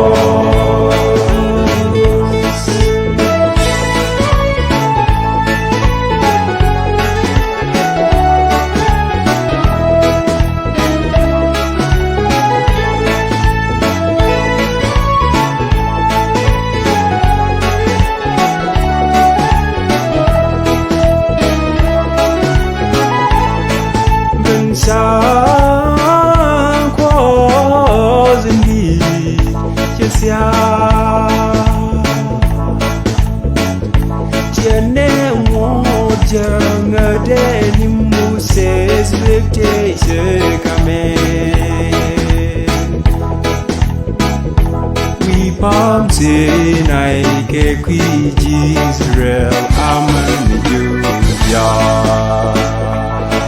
Bapal pani ni kavaje minidi Baja gane jinwa kwarako Batas doan minidi kavaje minidi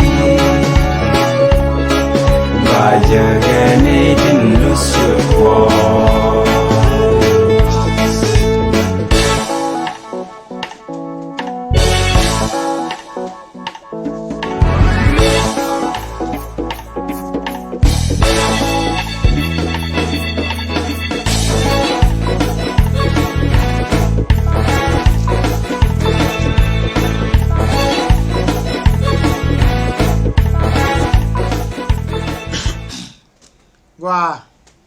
Hello con na me amishwal ke yo nana rodian kodi mu wasi ko gat kariye ti bran ka wati malong bi go char jog bi je go dung mi chaka ling gwa de da na ngo da gwa ko go wana ko ba na mo ke bele wana ko teram dor ko ka teram dor ko ka nimiti ke bele mo wana chu ngo zama ba na nak teram wala da rwai ne ko ke bi ko ti ya roje gwala la de ya ko ngwa de pu ka ni ne de la la ngo ba ko la da ko be tik mi dorar je tel rambu wuti ko gwambram wur ka wora gur gwa du me tawrosin angwa nderan roine ko gur entame min ngode ken garar na mo ken ne bara ta kon kekwel rich ingwa jene beni kadi choko korkel widewal chawa chikunyal kwore jogo nyuru ku chweida amani mo waji teru jaga ta pindo ne ka zayon be konyaru ju jaga warar bigarwaja mani jitaru kabene ko romat jiga chenga biter ne kor bungana ku ben nga jiwi pamerel goy de rochene ka seyron wa konyal charode yaay ke charode bigar me we e jinbos parlement dorar mi chene ka melkizede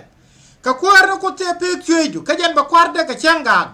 jen be dor be ga luk ka be ga nagre kore ka jen ba kwardial be ga joy wi mo ala raja me lat ka je ka kwi yasha men te nyuro ku chey ko dama liba ku chwe ko amen mi waje wa kam long ba kula barwai ni nas chirga men cha goro go chwe ben we karam dorar ka chwa ya kambom kana wot ka rich ko go bina dial ra ga sugoli jawale de ka kabro di chwaro mi dorar mi chibi men su la raja ma te ka denel cho ka baro ko la bas en wal jog bien aje dama masai je na te di chwe ko cha wa mo lieb de te di chwe ko mi we wo so ne ka zayan be kuzure di jaga warar ka be garwaje meni jitere ala chenga barwai ne nazo cha wejen chenga be ne ka bo bi ramadje cha jo be ne ko ramadje ka chenga be ter ne kor ngane ku be ga ben ngi wi pamerel goy da ka ko terode ya ka cheri de chebe ger ajane e jinbos parlement dora me bi chene ga melkizedek gude kama abraham wal walake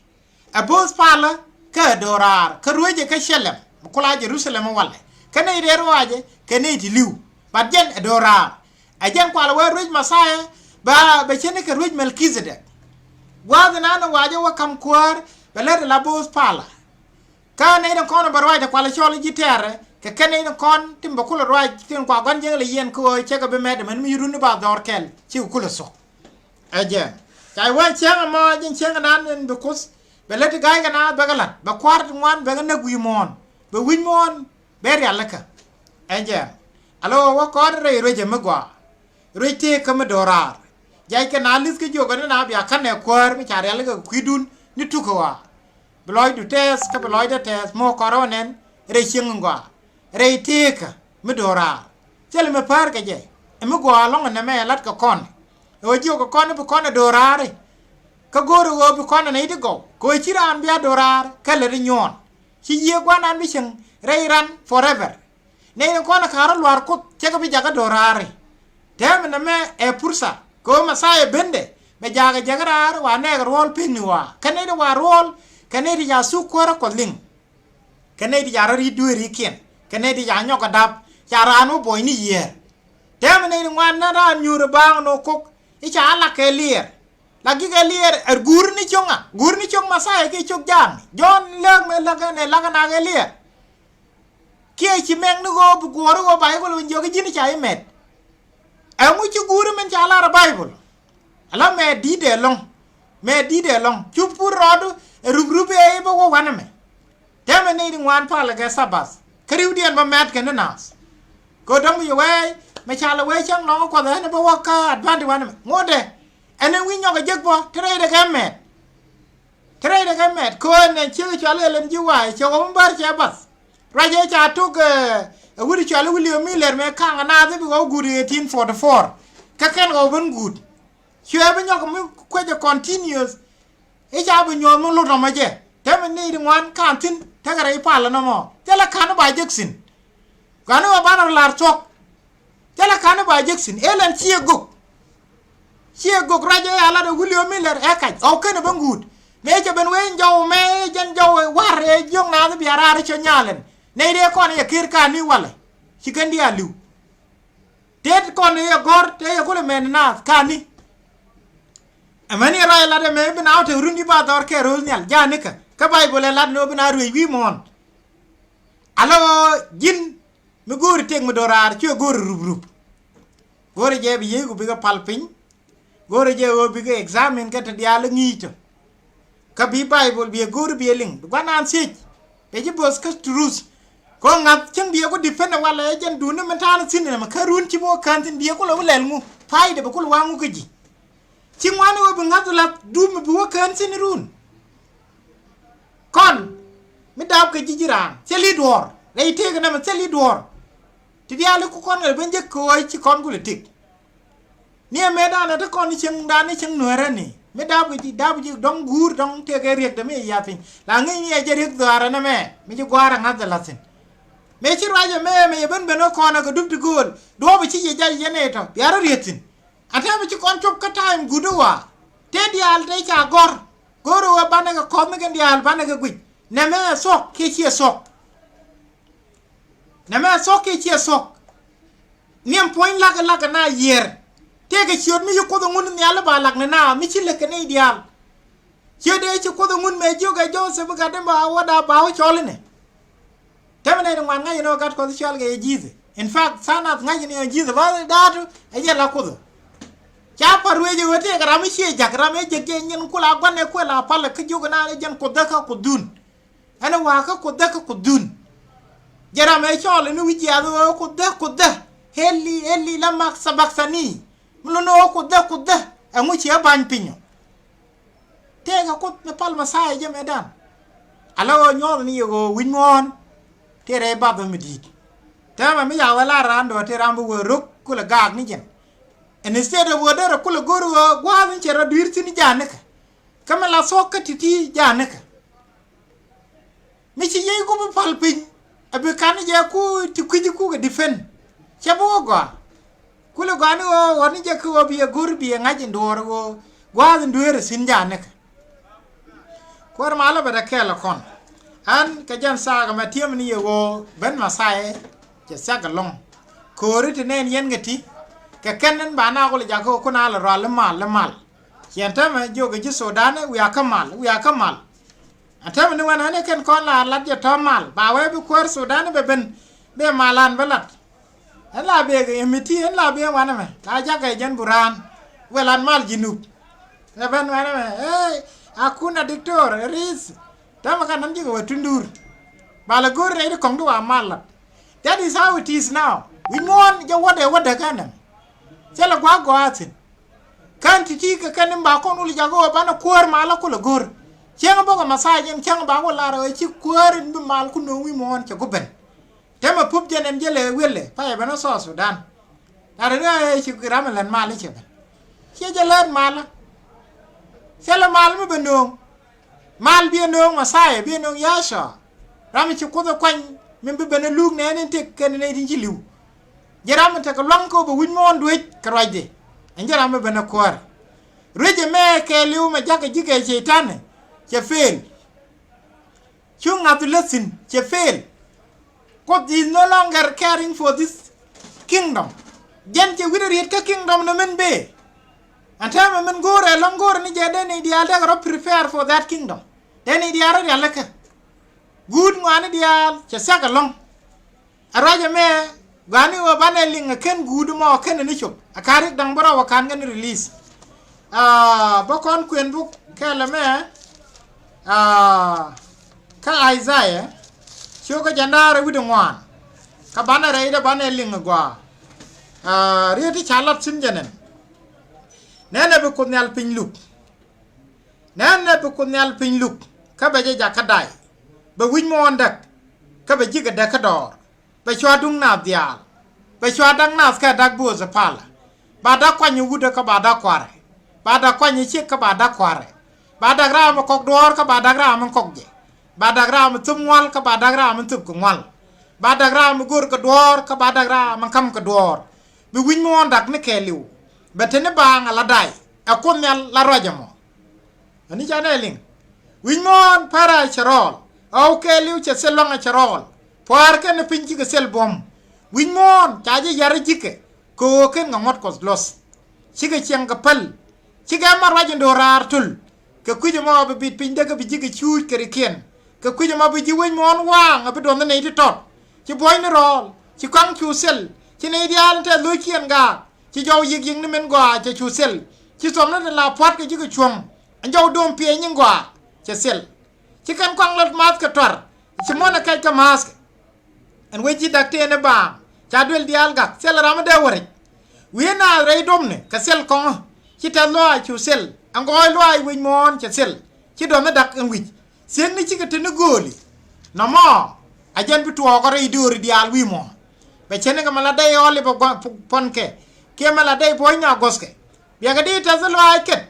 bi ga di ta lo ai ket ga jow mi di bi ga goy ko nya le ku ko nya chan ka ngane ker ga di ti ka kanin le bo ben ko rakos ka kuje mo yen ji ko ka nya chan ya ga ko nyal ka yen ai tin chen zuli yer pa ni chot ko nyal na ko Israel le nga di ku ni dia rewa pa nga ko ga gwan chung ni du no cho wa gan lewa en lewa ka re ga ka ci jila jeng la da je ka chiang je ka dien lom kanas rega ke zur ke ne pul lep ke jiwen mon rega ke zur ke ne pul lep ke jiwen mon ramo woro bar kerik bo pere pol karamo pere pol ramo barare pol ba je ke zur pon yal te gong ka ba king pin la pin be tul le badop pin be le gong pin be je la kor pin be ya tene ga yong kwa be je la tene ga duel reisol duer ke sia ka ke ja long betes ke chro do binyo ko jej an chama ma ko nyal bombom nyal duer rei pora ka pa kwar pin ba ga dwaj pin ba ga wal goskel chene ga ticha yen rei pol ba ga yen lo ak yen ka ba ga dwaj ko kor ni ni tungwan kan kwar wen mon be pai chola la mus ka bi chang boy de sel ko bu ko nyal la rui wa beruij pam da yon ke ni Jerusalem ka be bod bom da nen ba bom ko dan ba je nen gwa wer we je woto kwar titi rai ga win mo kwar chene de naga nati ba ka doi ka kor ni ni mo de jem bu ko da kam ke ka kwijeng ni kan ga yer win mo che de me sak ta ri titi chi alimti ka ri ti rum ka ngas ko tero de chela already jene ri ga ri na che de ga zur te na jele ga ya cha o kwan mi chanke tele wo mi cha kwan go kwan da sin kwar gbe je kon Kwaran ja gui jan dial gui yen nei tin aske jega so bi ka wore we ke suke kwar gui je kon ka gage ko cha ngot ka luk cha mar wa jin durar cha jetul chang long e mar wa jin durar mi chi ko ya yo ba tit ni ka kun chang ma no kun chang do ta me cha yor tong mi ajan kwala wa anda ka ben be ka nei bot ka pal ka be ka bot pal la dien gisin no kon ya na ngada la ka ti tem ba lo kon ka chen ka je lo ai ponel ko ho gisin ti cha ngot ko cha ka luk chikin kina ba kan pan kien ba ka dwe je ko ka pan ne ngor ka roi dien ba ka dwe po ajan cha gwa wo ba no ro kona God Israel te tu yir me ya de yijim na ka ya pero cha moy ka piu ko chu ka ngar ka raw ka ki lo dien te ji ko dien me ken ga luo ko dola chu ko ga na rei do chu chum nu guni daro dai guni ti ba do kurba kel chu chum ne daro ti ba do ku die wi dien jen mangwan wi do badak chi ga liu ka wo ken ngot ko lo te me jalat ga bible wi mon ba dak ko ya ngot ko lo te me la re dam na ro kwal na ro dan ko da ko lo ti no ko de dia long jen tuar ga ni nyam le mo no ko ne dia long amu me de ji sodom ko no ko ne ti charo di dueri ken ne ti wona ga me la de jek ci ko ga da man no ci gun ngane dia ci sak wa was kun wu jin gwi ni ke kan do ne ku ga connect wi je wo wi mon me chalat bi na matene bi tik chalat bo me dan bi na matene bi tik kana dial to mu wi go tik bi ngai wo ci guti ju pu ko ma sai ci kon tie ci kon jo mu yena ma wonan kana ma bi ai ju ngai ci ne ga tala bo ko rul mi ci aji jende ci pen wal me ya ga nen ci ga nyok yena ngai wo ci gwacho yen ba mo yen wa ta la de yeti mo yen ga wonen ya ngai wo ci guti ci chu good quay cái nó sang đấy quay cái nó sạt en uen jen tai mi be ben ge je na me je ri jim ko to ba loy de wang je je joj ko ya we ri gudu wa mu go ben betin chalat belat begalat mu yana wana rije mo cha dab ke le to ya ngai je rije be loy ko wang je rij mi chom na go kwen gud ngot jor bia ta ke chang long ma gwa kwar ma la ba ke la kon until next live video chal ra la kam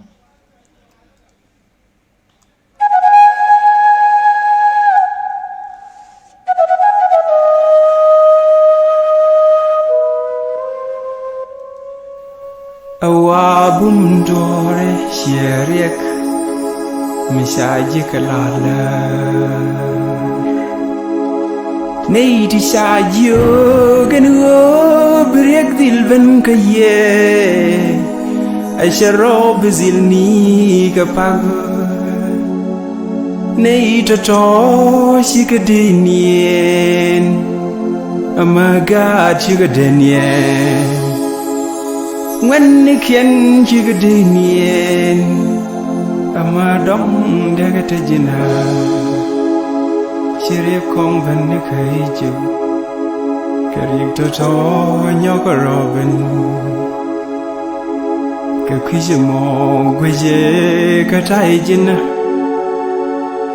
Saga makelu bil kurne tin aske jawi mon Saga makelu isaga suge bil kurne tin aske jawi mon kabile neke Kusilawo ebil mushijin jago Kakijamo gwaje kataijina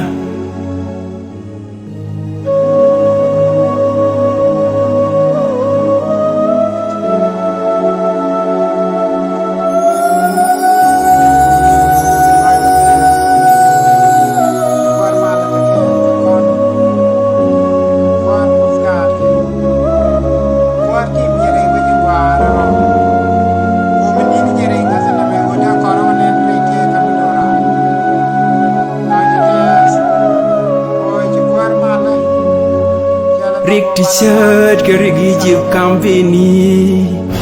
riek jori man riek riam mariam mos